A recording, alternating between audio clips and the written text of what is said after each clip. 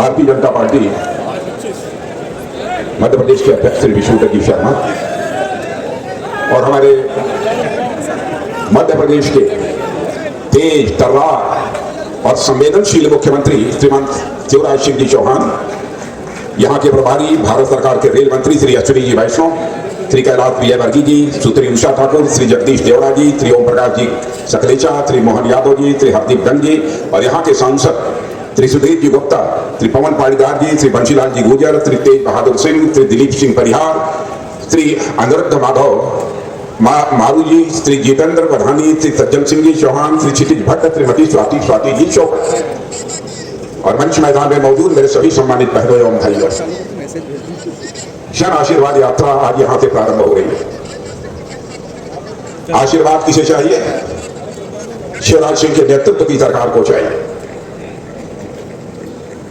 हमारे प्रधानमंत्री मोदी जी को भी आपका आशीर्वाद चाहिए। मैं अभी बैठे बैठे आपके मुख्यमंत्री शिवराज सिंह जी चौहान के भाषण को सुन रहा था और इसके पहले भी राजनीतिक क्षेत्र में काम करते हुए इन्हें मैंने बहुत ही गौर से देखा है। यदि मैं यह कहूं कि आपके मामा शिवराज सिंह चौहान या राजनीति के धोनी हैं तो यह कहना अतिशयोक्तिपूर्ण नहीं होगा। मैं राजनीति का धोनी इसलिए कह रहा हूं, मैं इन्हें लगभग 30 वर्षों से मैं जानता हूं। शुरुआत चाहे जैसी भी हो, लेकिन अच्छी फिनिश देकर वो क्रिकेट का मैदान जीतना जानते हैं। यह शिवराज सिंह जी चौहान की एक अद्भुत कला है और शिवराज सिंह जी चौहान केवल कला के माध्यम से ही चुनावी कामयाबी हासिल नहीं करते, एक सेवक के रूप में बराबर उन्होंने जनता की सेवा की है। बहनों भाइयों, इस कारण लोगों का विश्वास उन्हें हासिल हुआ है। आज इस नीमच के आर्थिक, सांस्कृतिक और ऐतिहासिक दृष्टि से महत्वपूर्ण क्षेत्र से जन आशीर्वाद यात्रा का शुभारंभ यहां हो रहा है और मैं तो यह मानता हूं कि नीमच सहित मालवा का पूरा क्षेत्र यह मध्य प्रदेश का आर्थिक इंजन माना जाता है। यह लोगों की मान्यता है कि जब मालवा क्षेत्र आगे बढ़ता है, मालवा क्षेत्र भी खुशहाल होता है, तो सारा का सारा मध्य प्रदेश ही खुशहाल होता है। एक यह धारणा लोगों की यह बनी है। शिवराज सिंह जी चौहान लगभग 16-17 वर्षों तक उन्होंने मुख्यमंत्री के रूप में आपकी सेवा की है। क्या किया है, क्या नहीं किया है, मुझसे अच्छी तरह आप जानते हैं। लेकिन बहनों भाइयों, इतनी बात मैं दावे के साथ कह सकता हूं कि शिवराज सिंह जी चौहान के अंदर गरीबों के प्रति जो संवेदनशीलता मैंने देखी है, राजनीति में बिरले लोगों में इस प्रकार की संवेदनशीलता देखने को मिलती है।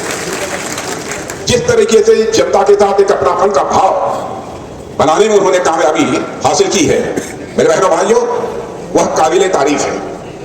और यही मध्य प्रदेश राज्य जो कभी बीमारू राज्य के नाम से जाना जाता था, आज बीमारू राज्यों की श्रेणी से मध्य प्रदेश को निकालकर और विकासशील और विकसित राज्यों की कतार में लाकर खड़ा करने का काम यदि किसी ने किया है तो आपके मामा शिवराज सिंह चौहान ने किया है। बहनों भाइयों, यह बड़े दावे के साथ कहते हैं।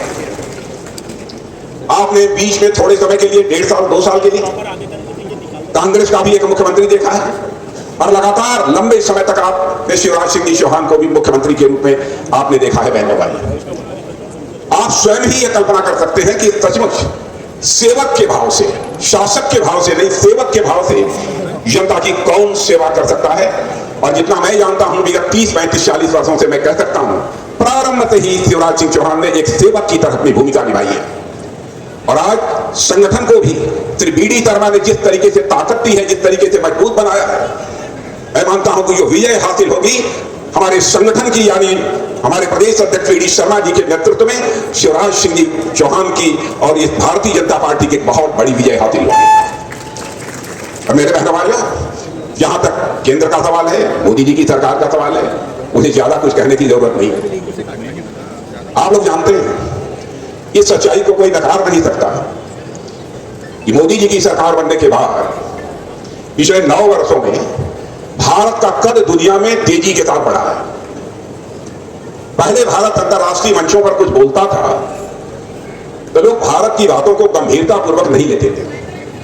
कहते थे भारत तो गरीब देश है, कमजोर देश है, इसका प्रतिनिधि अंतरराष्ट्रीय मंचों पर बोले न बोले उसकी क्या अहमियत है। लेकिन आज आपको जानकर खुशी होगी कि अंतरराष्ट्रीय मंचों पर आज भारत बोलता है तो सारी दुनिया कान खोल कर सुनती है कि भारत बोल क्या रहा है। मेरे बहनों भाइयों, यह भारत की हैसियत सारी दुनिया में बनी है और हम सभी का यह जिम्मेदारी है भारत का कद दुनिया में निरंतर बढ़ता रहे। 23 देशों के बीच एक सर्वे हुआ है। 23 देशों के सर्वे में आधे से अधिक लोगों ने इस बात को स्वीकार किया है कि भारत दुनिया में एक ताकतवर देशों की कतार में आकर अपने को खड़ा करने में यह पूरी तरह से कामयाब हुआ है। यह कोई छोटी उपलब्धि नहीं है। जब भी दुनिया को भी जरूरत पड़ती है तो मेरे बहनों भाइयों, यह भारत दुनिया के लोगों की भी मदद करता है। कोरोना का संकट आया था, कोविड का संकट, आप लोगों को भी इस बात की जानकारी होगी। बड़ी संख्या में एक भय लोगों के अंदर पैदा हो गया कि हम दम तोड़ रहे हैं, उनकी जानें जा रही हैं। यहां के लोग भी भयभीत थे। लेकिन कोरोना की संकट को, चुनौती को हमारे प्रधानमंत्री मोदी जी ने स्वीकार किया बहनों भाइयों। और जो वैक्सीन, जो टीका कोरोना के दौरान आपको लगा है, वह टीका भारत में नहीं बनता था, वह वैक्सीन भारत में नहीं बनता था। लेकिन हमारे प्रधानमंत्री ने अपने देश के वैज्ञानिकों का हौसला बुलंद किया, उनकी हौसला अफजाई की और हमारे ही देश के वैज्ञानिकों ने, हमारे ही देश के चिकित्सकों ने वैक्सीन बनाकर तैयार किया और हमारे देश में 220 डोज से अधिक लोगों को वैक्सीन लगी है, जो कि दुनिया में किसी देश में इतने लोगों को वैक्सीन नहीं लगी है। बहनों भाइयों, यह करिश्मा है मोदी जी के नेतृत्व की सरकार का। और केवल अपने ही देश में रहने वाले लोगों को वैक्सीन हम लोगों ने नहीं लगाया, क्योंकि हम लोग केवल अपनी ही चिंता नहीं करते हैं, पूरे विश्व की चिंता करते हैं।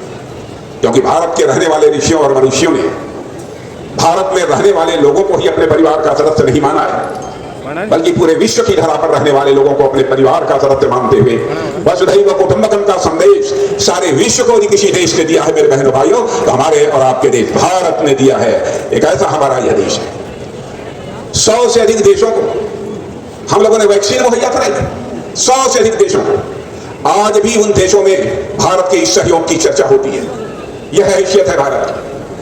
भारत की ताकत का एहसास करना हो, भारत के प्रधानमंत्री की लोकप्रियता का आपको एहसास करना हो, तो मैं आपको याद दिलाना चाहता हूं, आप सबको इस बात की जानकारी है, यूक्रेन और रूस का यह युद्ध लगभग 1 साल से अधिक का समय हो गया, यह लगातार चल रहा है। बड़ी संख्या में हमारे भारत के रहने वाले छात्र जो वहां पढ़ाई लिखाई करते थे, उस युद्ध के दौरान फंसे हुए थे। माँ बाप यहाँ बेहद चिंतित थे, क्या होगा हमारे बच्चों को। कोई मिसाइल गिर गई, कोई तोप गिर गई, कोई बम गिर गया, क्या होगा हमारे बच्चों को। यहां उनके सारे माता पिता ने यह कहना शुरू किया कि मोदी जी चाहे जो भी हो, हमारे बच्चों को आप यूक्रेन से ले आइए। जो काम दुनिया का कोई देश नहीं कर पाया बहनों भाइयों, वह काम आपके प्रधानमंत्री मोदी ने कर दिखाया। उन्होंने टेलीफोन उठाया और यूक्रेन के राष्ट्रपति मिस्टर जेलेंस्की से बात की। आक्रमण करने वाले देश रूस के राष्ट्रपति मिस्टर पुतिन से भी बात की। और दुनिया का जो सबसे ताकतवर देश अमेरिका माना जाता है, उस अमेरिका के राष्ट्रपति मिस्टर बाइडेन से भी बात की। और आपने देखा होगा, समाचार पत्रों में पढ़ा होगा कि बहनों भाइयों 4.5-5 घंटे के लिए युद्ध रुक गया और हमारे जहाज, हमारे सेना के, नेवी के, एयरफोर्स के जवान, उन 23,000 जवानों को लेकर, विद्यार्थियों को लेकर वह भारत आए। यह है भारत की ताकत, यह है भारत की हैसियत। ऐसी स्थिति बनी है और मैं कहता हूं भारत आगे बढ़ रहा है तो हिंदुस्तान के जो विकासशील अथवा विकसित राज्य हैं, उनका भी बहुत बड़ा योगदान है। और मैं कहना चाहूंगा मध्य प्रदेश का भी एक बहुत बड़ा एक योगदान है, क्योंकि 2001-2 में जब यह मुख्यमंत्री नहीं बने थे हमारे शिवराज सिंह जी चौहान, उसके पहले सकल घरेलू उत्पादन, यानी आप मोटा मोटा यदि कहना हो तो मान लीजिए कि यहां पर सारा धन दौलत लगभग मिलाकर 71,594 करोड़ रुपया था। ध्यान से सुन लीजिए, जीडीपी सकल घरेलू उत्पादन 71,594 करोड़ रुपया था पूरे मध्य प्रदेश का। लेकिन कमाल किया है शिवराज सिंह जी चौहान की सरकार ने, आज वह बढ़कर 13,82,000 करोड़। भाइयों, ये छोटी उपलब्धि नहीं, बहुत बड़ा काम किया। पहले एक व्यक्ति की आमदनी बाबत के लिए 11,000 हुआ करती थी, आज बढ़कर 1,40,000 करोड़ से ज्यादा हो गई। मैं ये नहीं कह रहा हूं कि सबकी आमदनी 1,40,000 हो गई, लेकिन धन दौलत संपत्ति जो मध्य प्रदेश में बढ़ी है, उसका औसत निकालने पर इतना आता है। पहले औसत निकालते थे तो प्रति व्यक्ति केवल 11,718 रुपया आता। आज यदि हम औसत निकालते हैं तो वह बढ़कर लगभग 1,40,000 करोड़ रुपया हो गया। यह कोई छोटी मोटी उपलब्धि नहीं है।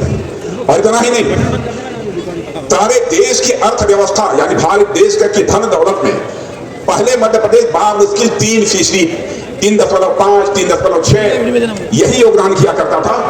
लेकिन यहां भारतीय जनता पार्टी की सरकार ने वह करिश्मा कर दिया कि आज पूरे देश की जीडीपी में हमारा यह मध्य प्रदेश, मेरे बहनों भाइयों, 4.1% का योगदान देने का काम कर रहा है। और यह श्रेय यदि जाता है तो हमारे मध्य प्रदेश के बहनों भाइयों को जाता है। करिश्माई काम आप लोगों ने ये किया है। तो मध्य प्रदेश की भी एक बहुत ही महत्वपूर्ण भूमिका है मेरे बहनों भाइयों। और मैं यही आप सबसे अनुरोध करना चाहूंगा कि मध्य प्रदेश में जो बदलाव आया है, बहनों भाइयों, किसी भी सूरत में रुकना नहीं चाहिए। इसलिए आप सबका समर्थन भारतीय जनता पार्टी को प्राप्त हो, शिवराज सिंह जी चौहान को प्राप्त हो, हमारे भारतीय जनता पार्टी बीडी शर्मा जी के नेतृत्व में जो संगठन काम कर रहा है उसको प्राप्त हो। इसे देखने की आवश्यकता है। आप लोगों ने देखा बीच में 1.5 साल के लिए कमलनाथ जी आए थे, क्या कर दिया? गरीबों का सिर छत से ढकना चाहिए, गरीबों के सिर पर छत होनी चाहिए। इसलिए मोदी जी ने यहां पर आवास स्वीकृत किए, लेकिन उन्होंने कहा कि हम 2 लाख आवास बनाएंगे ही नहीं। केवल इस बात की चिंता उन्हें सता रही थी कि कहीं इसका श्रेय मोदी जी को न चला जाए। और जो 1.5 साल उन्होंने सरकार चलाई है, यही काम किया है। जितनी हमारी पुरानी योजनाएं थी उनको बंद करना, और जो हमारे केंद्र की योजनाएं आती थी, जो योजना मोदी जी बनाकर भेजते थे, उन्हें बाधा डालना।